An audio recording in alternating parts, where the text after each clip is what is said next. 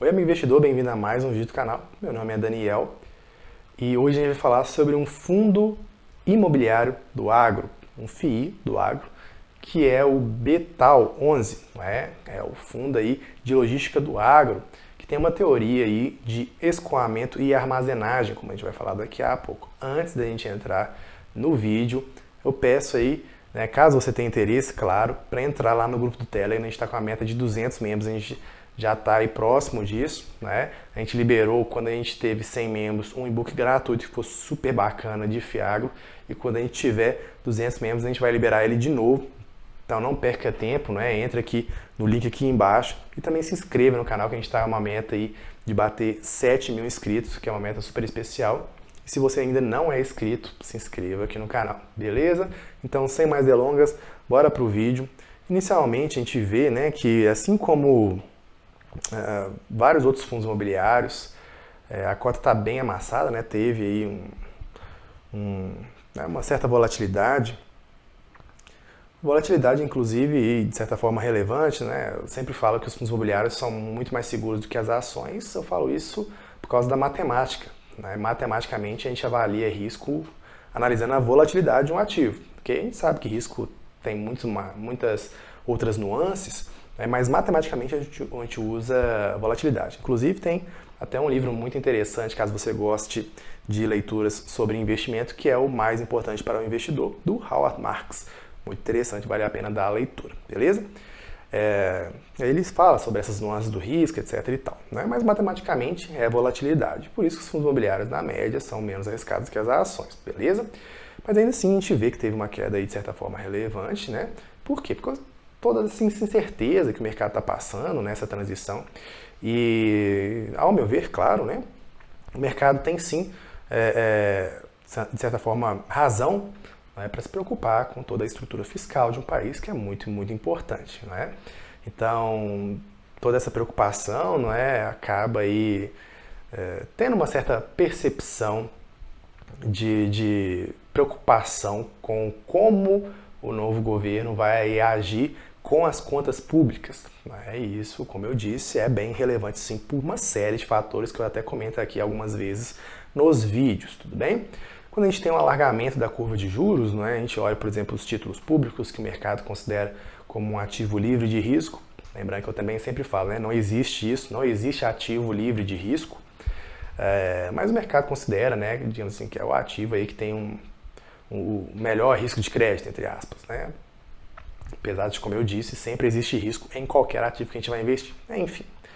Então, o mercado aí, para correr um risco maior, por mais que os fundos imobiliários sejam mais seguros do que as ações, como a gente acabou de falar, eles têm um risco maior do que, por exemplo, um tesouro direto, concorda?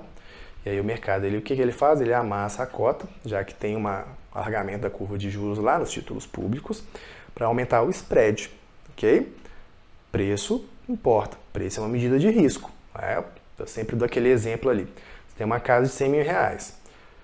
Se você paga 80 mil reais nessa casa, você tem uma gordurinha ali. Concorda? Show de bola. Se você paga 110 mil reais nessa casa que vale 100 mil reais, quer dizer que necessariamente você está fazendo um mau negócio? Não necessariamente. Agora, o seu risco aumentou bastante. Por quê? Porque agora você tem menos margem. Não é isso? Então, preço é uma medida de risco. Não é todo bom ativo que vai ser um bom negócio. Beleza? Importante, né? Lembrando que esse aqui é um FII do agro. Se você quiser aí, olhar quais são os FIAGROS, aí é interessante, sei lá, na B3, tem aí as informações aí dos FIAGROS. Inclusive, a gente traz muita informação sobre os FIAGROS aqui no canal. Por quê? Porque a gente acredita aí que o agro é, de fato, muito, muito relevante para o país. Eu acho que ninguém vai discordar disso, que o agro tem uma certa relevância na nossa economia e tem muito potencial, aquilo, você está ali num setor que já tem uma relevância, então você pega um produto que nada mais é do que uma ponte entre vários atores, eu sempre falo isso, os fundos imobiliários, FINFRAs, FIAGROS, eles são pontes, eles conectam atores, investidores com pessoas, os atores lá do agro, com as instituições financeiras, enfim, são conexões, é isso que é um fundo imobiliário e um FIAGRO. E o FINFRA também, são conexões. e agregam muito valor, não é? Então a gente acredita que o agro, né, ele tem aí todo o potencial para os próximos anos e há quem diga que vão superar os FIIs, né? Vamos ver aí nos próximos anos. O preço do valor patrimonial tá aí com desconto, né? Você vê aí 0,83, uma rentabilidade de 6,19%, um valor patrimonial de 105 e um valor no mercado secundário de 87. Patrimônio líquido aí já ganhando uma certa musculatura, né? Assim, não tá grande assim ainda, a gente vê alguns fundos imobiliários maiores, mas já tem uma certa musculatura para dar uma certa segurança para o investidor, né? E mais de 600 milhões de reais de patrimônio líquido. O dividend yield nada mal de 0,87% e o último rendimento aí de 0,83 centavos. Lembrando que o dividend yield é aqui, né? Se dá uma amassada na cota, o dividend yield sobe, ok? Por isso que por mais que a gente goste de um indicador ou outro, você nunca pode utilizar um indicador de forma isolada. Nunca. Ponto. Tá bom? Uma liquidez diária aí de 8.533 negociações. Quando a gente olha na rentabilidade do Betal, a gente vê aí pelo Status Invest, né, que ele teve uma rentabilidade aí que foi até acima do IFIX, né? E é isso, como eu sempre falo, que é interessante. Tá, vamos lá. A depender do preço que você entra na rentabilidade, ela vai variar, claro, né? Então, a cada momento aqui nesse gráfico aqui que você vem entrar, essa rentabilidade comparativa vai variar. Agora, no longo prazo, eu gosto de analisar o porquê. Porque em tempos de tanto de usufruto, né, quando você estiver lá na sua aposentadoria, quanto de acumulação, que você então está tentando aí crescer e ter um patrimônio que gere renda para quando você estiver aposentado, é interessante que você pegue bons ativos que performem melhor do que o benchmark, né? Que, ou seja, o índice neutro de mercado, que aqui o IFIX é comumente utilizado aí como referência. E o IFIX é um bom índice, como eu sempre falo em todos os vídeos, né? Eu gosto muito do IFIX, rentabiliza bem, com menos volatilidade, e ele é bem diversificado dentro de si mesmo, né? Não tem grandes concentrações, então é muito interessante, tá bom? Então isso aqui é um sinal positivo. Agora sim, bora lá para o relatório, né? É um relatório curtinho, não é assim... eu sempre gosto dos relatórios que são mais detalhados, né? Enfim, eu gosto aqui até de fazer estudos um pouco mais... enfim, que adentram nos estudos aqui do próprio relatório, né? Mas isso aqui é um relatório curtinho, mas dá pra gente aí extrair algumas coisas importantes, tá bom? Esse é um relatório de dezembro de 2022, é o último que a gente tem acesso. A gente vê, né? Vamos lá, o objetivo é proporcionar rentabilidade e valorização dos seus cotas ao longo prazo, através da aquisição e construção de ativos, de escoamento e armazenagem. Então, qual é a ideia, né? O BTG é o maior caso de investimentos da América Latina, salvo engano, né? Com a certeza. Então, é uma grande casa, uma casa robusta, né? Que tem aí toda uma estrutura e pessoas muito bem capacitadas, inclusive, na minha opinião, né? Então, ao analisar, né, o produto, eles viram, e na minha opinião estão certos nesse ponto, né, que tem um grande déficit aí em relação à armazenagem e escoamento na parte, né, aí da própria estrutura do agro brasileiro. Eu sei que o agro é completamente relevante, né, todo mundo sabe. Agora, ainda assim, existem vários pontos para melhorar. Então, você melhorar os pontos, por exemplo, de armazenagem e escoamento, você evita desperdício, você diminui custo, enfim. Então isso aí é algo positivo, sim, e que, digamos assim, precisa, né, de um certo tipo de investimento, um certo tipo de valor, que é aí que entra essas conexões que a gente estava falando lá no início, tá bom? Então, é um fundo que se está, na minha opinião, em um setor interessante. É isso. Então vamos lá. Distribuídos ao longo de toda a cadeia logística do agronegócio brasileiro. O fundo atua nas regiões de cadeia onde o déficit, é o que a gente estava falando, né, de infraestrutura e armazenagem é mais intenso e próximas das principais rotas de escoamento, rodoviárias, ferroviárias e hidroviárias, né? Eu acho que tem que sim muito aqui melhorar no Brasil. Então esse tipo de produto, não apenas o Betal, tá? Esse tipo de produto tem sim, na minha opinião, o seu valor, digamos assim, né? Você tem que analisar se esse produto está agregando valor para o Brasil. É a primeira coisa que a gente tem que olhar, né? Porque aí sim você vê se ele tem potencial ou não para o longo prazo. Eu sempre olho o valor que esse produto está entregando para o Brasil. Enfim, uma taxa de administração até um pouco salgadinha, mas não tem uma taxa de performance, né? O que dá ali uma certa equilibrada comparativamente com outros fundos imobiliários. Então a taxa de administração é 1,10% ao ano sobre o PL ou o valor do mercado, caso o fundo integre o IFIX, beleza? Uma emissão, né? E o início de atividades é um fundo bem recente de 2021. Então o valor de mercado é 568 milhões, a gente vê que de fato já é um valor, né, de certa forma, aí, com uma certa musculatura. Um valor patrimonial de 629, um rendimento mensal, como a gente já discutiu antes, 0,83 centavos e um dividend yield anualizado, ou seja, pega esse dividendo e multiplica por 12 de 10,5%. Nada mal. Né? 41 mil investidores, eu fico muito até impressionado, né, o quanto que os FIIs do agro e os FIAGROS eles ganharam tração rápida, né, em termos de número de investidores. Eu estava até conversando com o Bernardo sobre isso, e a minha impressão é muito que o agro ele é muito próximo do investidor brasileiro. Né? A gente tem ali sempre um tio, um primo, às vezes alguém que investe, ou nós mesmos investimos, né? Enfim. Então o agro é mais próximo, talvez isso explique um pouco da tração que eles tenham ganhado comparativamente com os FINFRAs, por exemplo. Né? Então, assim, muito interessante, muito legal isso, né? Muito positivo, inclusive. Né? O vault de 9,5 anos, né? Então são contratos bem longos, né? Para quem não sabe o que é vault, eles até explicam aqui nas letras miúdas, né? Tá engraçado, né? Mas enfim, eu vou colocar aqui para você. A gente vai mostrar.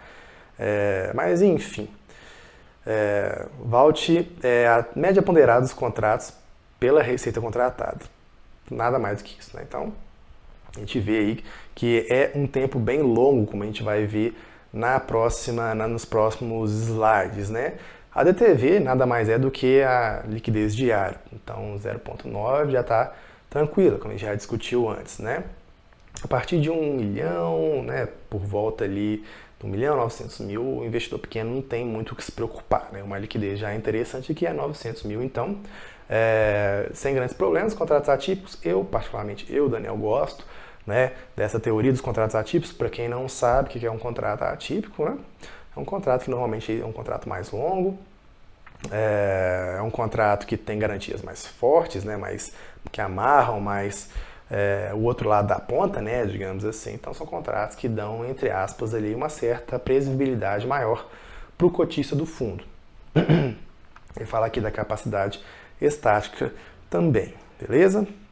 Então, contratos atípicos eu acho muito positivo, liquidez positiva, contratos longos, né? E um valor do mercado aí que já está ganhando uma certa musculatura, o que é interessante também, beleza? Como eu disse, os FIAGROS eles ganharam uma certa atração de forma muito rápida, né? Que é muito interessante, muito positivo. Então aqui ele já falou, né, que é 0,83 centavos por cota e um dividend yield anualizado de 10,5%, que eu acho interessante, tá bom? Mas lembrando, né, que da relação cota e yield. Sobre o valor de cota de mercado no final do mês, 9,5% sobre a cota patrimonial. É isso, né? Acumulando de 0,18 centavos de cota de resultado não distribuído, né? Então aí tem uma certa gordurinha, que eu também gosto também, né, dessa perspectiva de se fazer um certo colchão, digamos assim, né, para imprevistos futuros e se manter ali uma certa regularidade. A gente vê que, né, a gente vê na evolução dos rendimentos que ele se mantém no 0,88, 0,8, 0,83, enfim, se manteve aí nessa linha, né? Interessante. Opa. Aqui. Aí, conforme informado no nosso último relatório mensal, a gestora manteve a estratégia de operação estáticas no mercado secundário através da venda e compra parcial dos CRIs em carteira. Pelo que eu entendi do que a gestão sempre traz para a gente, é que eles não têm essa estratégia de ficar comprando, CRI, né? Assim, os ativos alvos deles são escoamento e armazenagem, né? Mas enfim, eles trazem aqui esses pontos de atenção, né? E como eu sempre falo também, no longo prazo a gente está comprando a cabeça do gestor. Então é interessante a gente ver o que o gestor está se propondo para o longo prazo e também ficar de olho aí, né? Se ele está aí de certa forma condizente com o que ele vem trazendo, né? E sinceramente, assim, por exemplo, olhando o relatório gerencial, né, eu sei até que ele é melhor do que alguns que a gente vê por aí, né? Mas eu gostaria ainda de mais detalhamento, eu gostaria que os gestores trouxessem o que eles estão pensando no momento, né? Eu gosto muito da palavra do gestor que alguns fundos trazem, mas também de um certo, digamos assim, direcionamento, né? O que ele pretende, o que ele não pretende fazer no longo prazo, enfim. Enfim, né? Assim, não custaria nada, na minha opinião, mas vamos aí continuar pressionando para relatórios gerenciais melhores.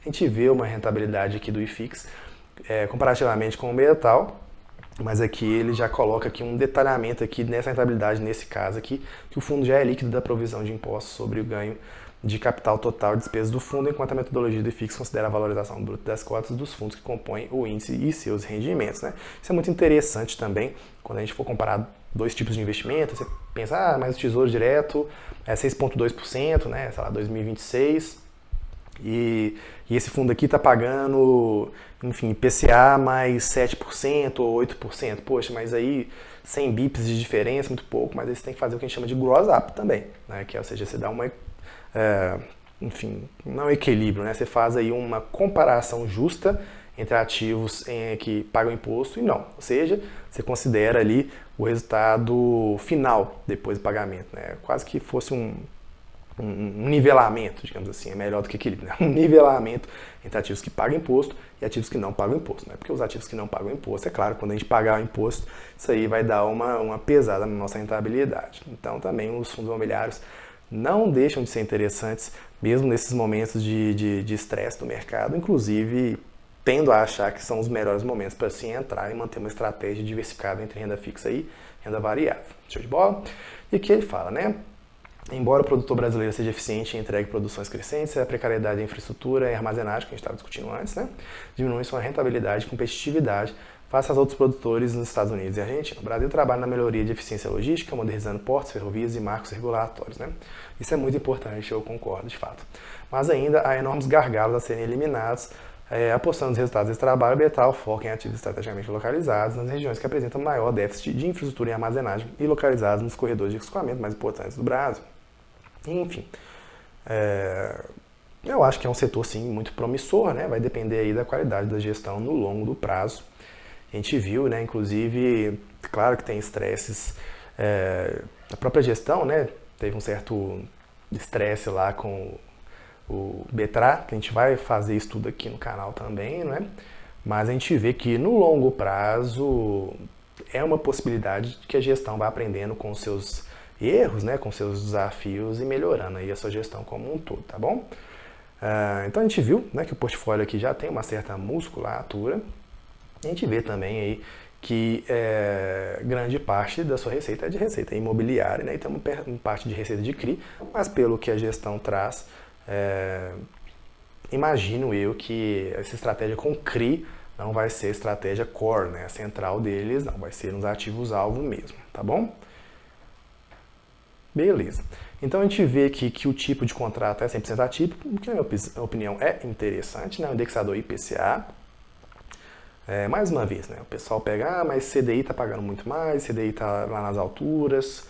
Sim, sim, ok. Mas no longo prazo o IPCA é um índice vencedor. Eu sempre falo isso também, tá bom? Então a gente vê aí que nos vencimentos do contrato, né? Um vault de 9,5 anos, bem longo, né? Então aí com o vencimento de contratos em 2031, 2035, 72,8%. Mês de reajuste mais fevereiro. A gente viu que o perfil do locatário aqui também tem uma relevância em açúcar e álcool. A gente vai até discutir um pouco sobre isso daqui a pouco. Mas a gente vê os riscos, né, de cada setor do agro. Eu sempre falo isso, né, o quanto que é legal a gente estudar e não fazer generalizações. Então a gente olha, o agro é agro? Não, tem vários setores dentro e cada um vai ter um certo tipo de risco e benefício, né? Inclusive tem gestões que, inclusive já teve uma live aqui no canal com o Bernardo, que teve uma gestão que inclusive falou explicitamente, tem aqui os vídeos no canal, né? Que ele, por exemplo, tem o risco da operacionalização do açúcar e álcool, né? Então, assim, cada tipo de área vai ter uma certa vantagem e desvantagem, né? Então, Daí ele mostra aqui também o tipo de ativo, armazenagem, como a gente já falou, né? Enfim, terminal de transbordo, centro de recebimento de grãos, terminal portuária, etc. e tal. Vamos em frente. Bem diversificado, né? E como que é interessante também a gente olhar diversificado em termos de região, né? Como que muda o foco quando a gente está falando, por exemplo, assim, e é isso, né? Como é que é interessante a gente olhar as particularidades, as nuances de cada tipo de investimento. A gente olha, por exemplo, uma laje corporativa, a gente vai ver o foco vindo muito para o Sudeste, Minas, Rio, São Paulo, especialmente São Paulo. Quando a gente fala do agro, esse foco já muda, né? Já vai subindo um pouco mais, como a gente está vendo aqui. Tem-se uma concentração, de certa forma, relevante né?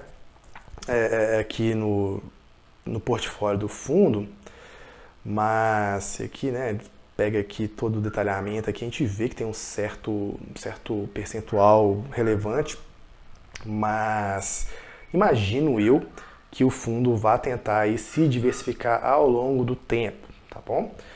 Então, assim, é algo, talvez, um dos pontos de atenção, né, dos FIIs do agro e dos FIAGROS, né? Essa diversificação que eu ainda acho um pouco concentrada. A gente vê, né, que tem uma certa diversificação, mas tem uma concentração aí muito grande, né, de receita, né, de 22%, 15%, 19%. Isso aqui para mim é muito, tá? Isso aqui é alto para mim. Eu acho que é um ponto de atenção a se ter para quem se interessar, né, nesse tipo de produto, é que ele mostra os ativos, né?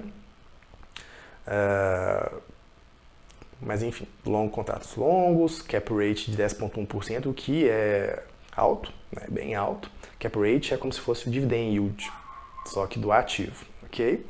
Então a gente vê que de fato tem ali uma atratividade em termos de duração dos contratos, um cap rate interessante também, mas eu daria um ponto de atenção aí especial para essa parte da diversificação, beleza? Aqui ele fala da rentabilidade, né? Comparativa, até interessante, né? Comparativo fixa sofreu muito em 2022, né? 2,2%. O Ibov ele teve um crescimento maior, mas o Ibov ele é muito comoditizado, como a gente gosta de falar, né? Então o Ibov ele quando Vale, Petrobras, né? Então, enfim, isso aí é quase que fosse um cara crachá em termos de minério e petróleo, né? Então o petróleo sobe lá por 1001 questões macroeconômicas, como a gente acompanhou, né, ano passado. O IFIX também, o Ibov também, ele dá aquela pernada para cima, beleza? É um relatório né, simples, assim, que traz algumas informações legais. Eu ainda gostaria que tivesse mais informações desse relatório para a gente estudar, né, para a gente ter mais referências, né? Mas já dá uma certa aí, enfim, já dá uma certa aí, um certo conhecimento, né? E a última coisa que eu queria trazer é sobre o Serpasa, né? Que é o Chris Serpasa aqui, que fala muito sobre o que a gente estava falando antes, né? Então vamos lá. Em janeiro de 2013, o projeto industrial da usina de etanol Serpasa obteve a licença que inclusive, que é 60 milhões nesse CRI, né? Obteve a licença de operação emitida pela ANP para exercício da atividade de produção e comercialização do etanol.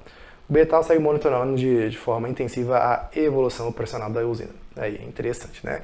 Como a gente falava do risco operacional, e aí a gente vê que existem sim possibilidades de estresse e, como eu disse, algumas casas até tentam evitar essa parte do sucro, né, por causa desse tipo de risco.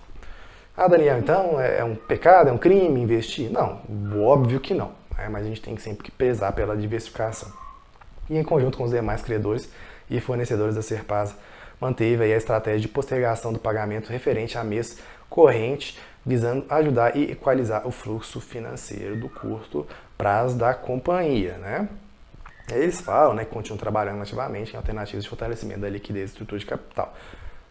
Mais uma vez, meu maior ponto de atenção aqui com esse fundo é a diversificação, né? Então, realmente é algo a se considerar, beleza? Espero que tenham gostado do vídeo. Se gostou, já deixa seu like e, claro, entra no grupo do Telegram. A gente está lá esperando para te bater um papo juntos. Abraço e até o próximo vídeo.